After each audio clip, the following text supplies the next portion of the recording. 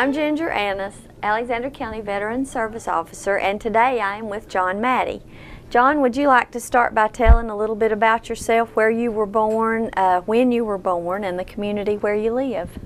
Well, I was born in Hinton, West Virginia. I was born in a little log cabin on June 21st of 1949. It was on a place called, the cabin was on a place called Tunnel Hill, and on the bottom of that hill is the tunnel as it infers, and that tunnel was built with John Henry. So a little historical place in a little log cabin. So, and several members of my family was also born there. I live now here, obviously.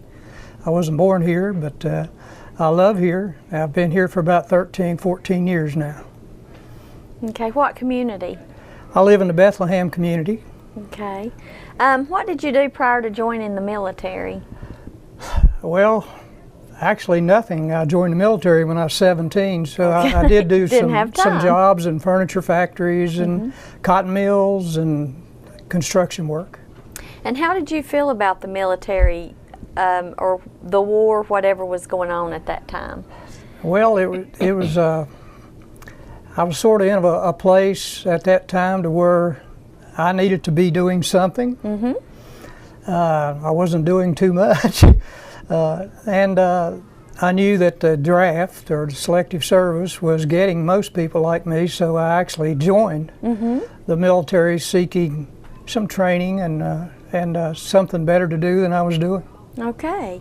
So you were actually a volunteer, you weren't drafted? I was a volunteer. I was going to be drafted, but it was better at that time to take the offer of volunteering. That could get you places to go and certain jobs if you could pass the test. Okay, and what branch of service were you in? I was in the U.S. Army. Okay. Which unit or division were you with? Well, I was with several training divisions in the States, and but my assignments, permanent party assignments, were in Germany with the 97th Signal Battalion, and in Vietnam with the 44th Signal Battalion. What was the highest rank you achieved in the military? The highest rank was team chief or sergeant, but it wasn't a permanent rank. The highest permanent rank I had was specialist. And how long did you serve? I served almost 3 years. I was in an early out program coming back from Vietnam. Okay. And you said that you served in Germany and Vietnam. Was Germany a good part of the time, or was Vietnam the most? Germany and Vietnam was about equal. Okay. I was actually permanent party in Germany, but at that time they were needing everybody they could in Vietnam. Right. So if you had more than a year's service left to do in practically anywhere in Germany, they did what they called a levy, and which meant that they took those people that had that much time left and sent them to Vietnam. What did you envision the military would be like after you joined? Well, again, I was looking for a place to get maybe some training that would help me later on in life, and basically a place that would offer me the things that most people want: housing, food, money, right? Those kind of things. So, and knowing that about the draft too, so all those things combined pressed me toward joining. Right. Where was your basic training? Basic training was at Fort Bragg. Okay. And do you remember anything about that? Were you nervous, excited, scared? It didn't scare me. I wasn't nervous about it. After about the third day of being in the military, I was wondering why I'd done that. Second thoughts.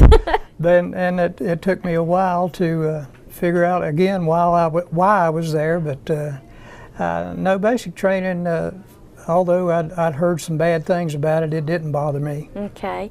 Do you remember any of your instructors that you had?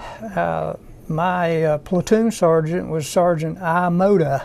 Okay. Although we had several platoons, not platoon sergeants, but drill sergeants they called them. And and I remember most of them's faces, but I can't remember all of them's names. They had different responsibilities, so you would work with them different days. Right. Do you remember anything that stands out from about any of them? One in particular was about my height. I'm a short guy, so I remember short guys. And this particular sergeant was extremely hard on everybody that he had any dealings with for everything you had to do. And he was just so hard on you. But after about 5 weeks, I was out on a rifle range, and he was instructing out there, and he come by to show me how to improve something. And he actually then turned around 180 degrees and talked to me like a human being instead of a drill sergeant, and I saw another side of him then, and then I understood he had a job to do, and then he had a life as well. Well, very good. Did you make friends in the military, and did you keep in touch? Made some friends. We have not kept in touch, but made some friends about everywhere we went. What did you think of your officers? I had mostly good officers. I had one unusual officer in Vietnam. He was what we call U.S., which U.S. is a drafted person, and officers almost never are drafted. But this, he was my boss, and I asked him about it, because he said he was a U.S., and I said, well, that don't make any sense to me. And he said, well, it didn't him either, but he was doing his job. He had been in the ROTC in college, had graduated, and he was protected from the draft until he graduated. When he graduated, he promptly got drafted. And because of his training and that he had had in college and the commitment that he had with them, he could have been a 4-year officer, but they, with his expertise in communications, which was my job, they give him a job as an officer in communications. So he was a 2-year officer. Oh. Very, very unusual. So I remember him well. And you said that you were in communications. What was your specific job? Well, I was in all types of radio type communications, voice, radio, teletype, what to call microwave, all of those different kinds of secure communications. So did you have to have a top secret or just a secret security clearance? Different jobs required at different times, but I carried a secret all the time, but there was different specific jobs you did for short periods of time that required higher rank. Oh, okay. What was your most memorable experience? Being taken prisoner, going to Vietnam. Tell us about that. That was, I mean, here I am going to a war zone, and the next thing you know, I'm a prisoner. Like I said earlier, I was levied out of Germany to go to Vietnam, and I went to Seattle, Washington to get on board a plane to go to Vietnam when it was my time. When I did that, we were taxiing down the runway, getting ready to take off, and one of the co-pilots come out and said, "This is an experimental plane."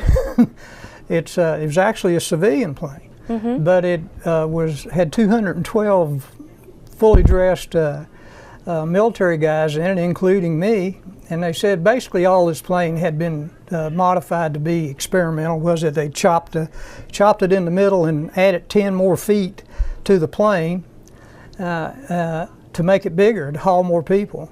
But it had been completely redesigned and was brand new. So we flew out on this new plane that we were told not to say anything about to anybody, but it was a different plane. And don't say anything, and we're going to fly you directly to Vietnam, which was rare back then because you had to stop on the way. But this plane had enough fuel and horsepower, I guess, to get us there. And so we flew out of Tacoma and Washington, and I guess about 3/4 of the way there, the pilot comes on and says, "Don't be alarmed by what you see out the window." And of course, everybody was already looking out the windows because on each wing there was a MiG fighter. And we couldn't see the others, but there was also, we were told later, there was one below us and one above us and one out in front of us. And all of a sudden the pilot said, "I'm going to take evasive action." I said, "Well, okay." So he tries to make a turn, but when he does that, one of the MiGs shoots a volley across his bow and does one of these numbers, which meant follow him. Well, they forced us down onto a MiG fighter base. And we were held there. It was not intended for a big jet airliner to be sitting on a small MiG base in the middle of the Kuril Island chain that was owned by Russia. So we were on a Russian fighter base, what we was on. And they claimed we had violated their airspace, so they forced us down there. Well, what come to our mind then was the story about the USS Pueblo, if you remember that, and how they were taken prisoner in Korea. Of course, kind of the same thing, at least that's what they said. And we was hoping we wasn't going to be that. But anyway, we were held there for several days. The State Departments got involved with each other, and they finally let us go as long as we could get there on our own. They wouldn't help us. We actually had to get off the plane, the men, and push the plane to the end of the runway because we wasn't sure it was going to have enough distance to fly, and there wasn't anything but ocean on the end of it. So we had to push it down there, not use any fuel up doing that, and hope that the batteries that they had on it was enough to start one engine, because that's what the pilot said. If I can get one engine started, then it will allow me to start the other three. But he said, we're on our own and they won't give us any help. They're not going to fly a generator in here to start this plane. So, but it did, and we had enough fuel to get to Yokohama, Japan, and they did let us go after a while. And we didn't end up like the Pueblo, but it was a story to tell, and it was embarrassing really to be taken prisoner by someone before we even got to the battle zone. Oh my goodness. It did work out well for me though, because when we got there we had to go through what they call a debriefing, which made us stay in Vietnam at Air Base for about 3 more days. Mm-hmm. Everybody had to be debriefed. Before I went to Vietnam, I got my orders there, and it said I had to go to Quang Tri province. And I knew about that much about Quang Tri. But after I got there and during the debriefing, they decided to reassign me to Benoit, which was like a Cadillac next to a regular car. After I got there and found out Quang Tri was not the place to be. And Benoit was one of the safer places. Mm-hmm. So I actually lucked out in my job the rest of the time I was in Vietnam somewhat. So when you were being held hostage, did they make you stay on the plane the whole time, or did they let you get off, and did they feed you? I mean, they did not feed us at first. On the 3rd day they did, but it was really funny because this was almost all the fellows that was on the plane were from Germany, mm-hmm. Or had been there. So some of them knew German. They didn't know Russian. Right. And the Russians didn't know English. When they come on the plane and there was 212 fully dressed U.S. military guys, they were like looking at us like we were looking at them. But they figured out that some of us could speak German, and they knew that in the village where the officers and enlisted guys, people were, that some of them knew German. Mm-hmm. So they brought a young girl on the plane that knew German to use as a translator between English and Russian. She could, or German and Russian in this case. Mm-hmm. And we were able to talk, but they did make us stay on the plane. They told us to put the little flaps down where we couldn't see what they were doing with the MiG fighters or what was going on. And we had whatever they had in the galley mm-hmm. of the plane to eat for a while. And they would let us get off one at a time with an escort to go to a porta-john type thing. And then go back on the plane, but only 2 people at a time. Mm-hmm. And but after the 2nd day, we didn't have anything to eat or drink. Right. So this was real funny too. If you've ever seen a salt block, big salt block they feed the cows, they brought us a big block of butter. So, and bread that you could cut up. You had to cut, it wasn't like sliced bread, but they brought us bread you could cut up and put butter on it. And they brought us some C-ration Russian cigarettes. And that's what we had until they let us go. Back when you could smoke on a plane. No, they let us off the plane two at a time to either smoke or go to this porta-john. Okay, gotcha. So once you got to Vietnam, did you have any close calls or any scary situations there? We were in a couple of firefights directly. There was a lot of mortars that were occasionally popped in around us or into the base where I stayed. Where I worked, there was my communication site that I had was right in the middle of a storage area for ammunition. And on the other side of me was an air base, chopper base, and so they were constantly lobbing grenades in on both of those, and never threw one at me. And all they had to do was knock us out, which they could have easily, and they knocked out almost half the communications for Vietnam. But they didn't know that, and they never actually did it to us. Well, very good. So I got to watch from a distance. Right. So were there any casualties ever from your unit? Yes, we lost. We had a unit that went out to set up a microwave tower, and they had some infantry guys and special forces with them to help them. This was early in Vietnam, but about 12 guys were lost because that was. Again, they had to set these things up, and they're pretty easy to see. So when they spotted them, they sent in almost a battalion of North Vietnamese Army regulars, and against about 15, 20 guys. Right. And we lost a lot of guys. Okay. What were the weapons that you were assigned to? Well, I was what they call a team chief, so I carried a sidearm. I carried an M16, and I had a M14 permanently assigned to me too. Okay. Tell us a little bit about what everyday life was like. What did you eat? You know, how were your living quarters, that kind of stuff? We lived in what they call a Quonset hut, which is nothing more than a curved building with a floor, and we had our beds that were military cots with thin mattresses. And if you were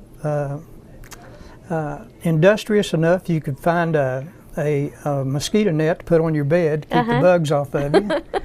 And we stayed on a base when we weren't working. We'd work a 12-hour shift, 12 hours a day, 7 days a week, and we'd rotate every 8 weeks or so from night shift to day shift, so to be fair to everybody.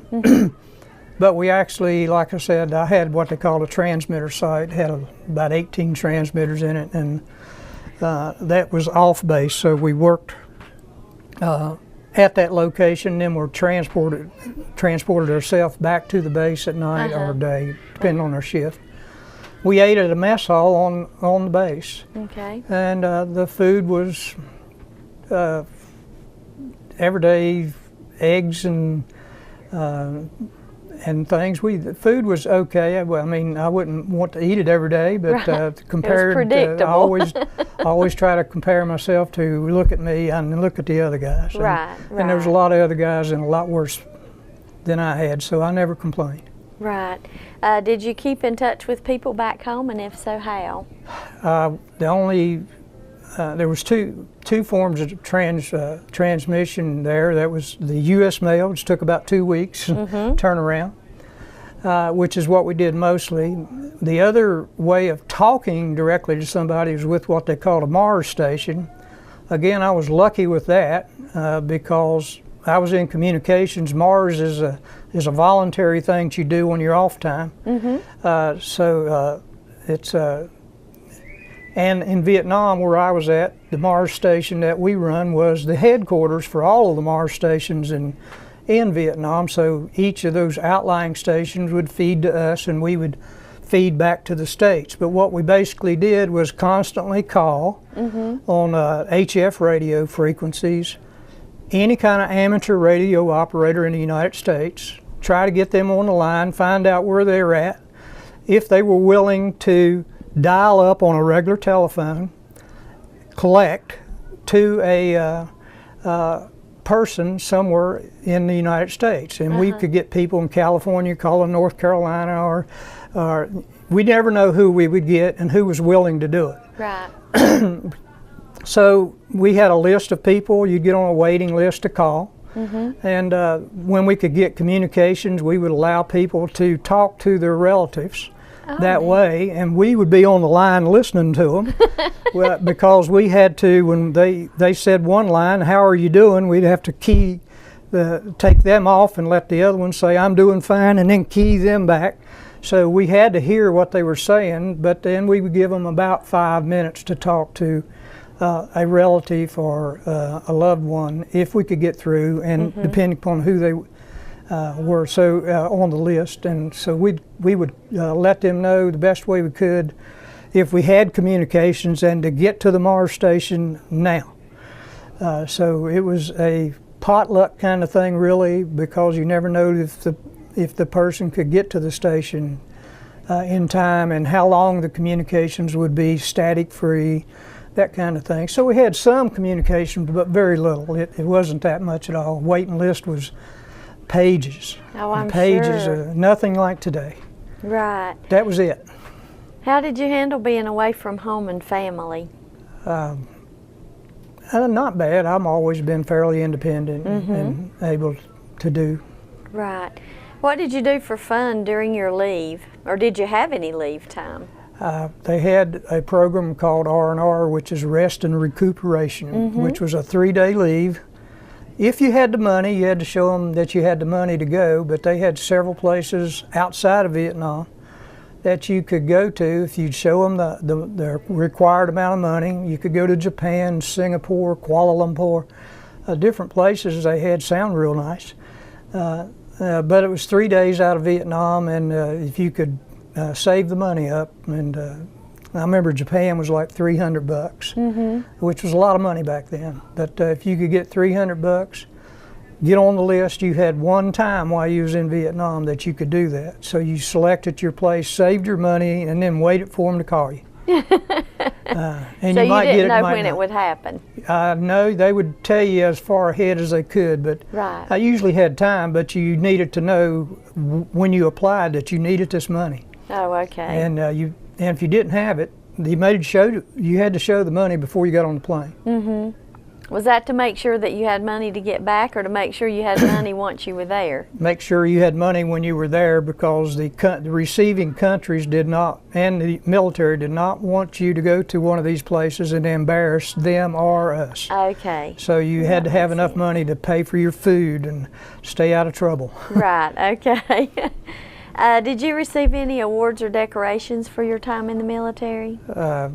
Well, yeah, I got several campaign medals from Vietnam, and Good Conduct Medal, National Defense Medal. Okay. Do you still have any of your uniforms, photos, or mementos of your time in the service? I have a few of those. I don't have the uniforms, but I do have a lot of the other things, little things. Okay. What was life like after the war? Well, it was a double-edged sword.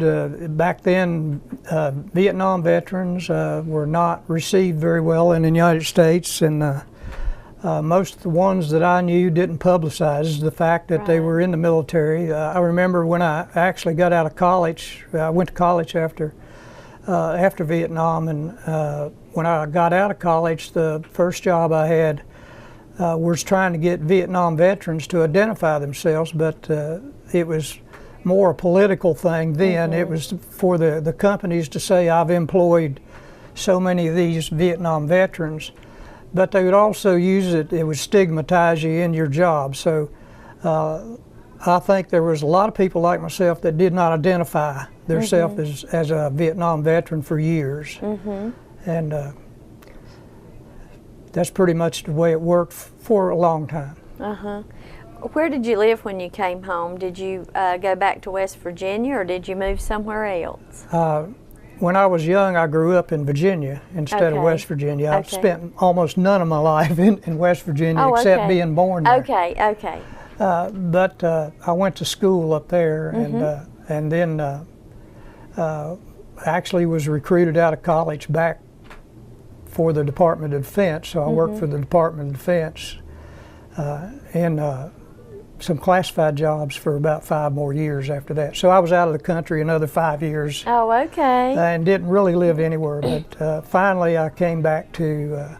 When I came back to North Carolina. Okay. Now, did you marry and start a family at that time? I got married after I graduated from college. Okay. So.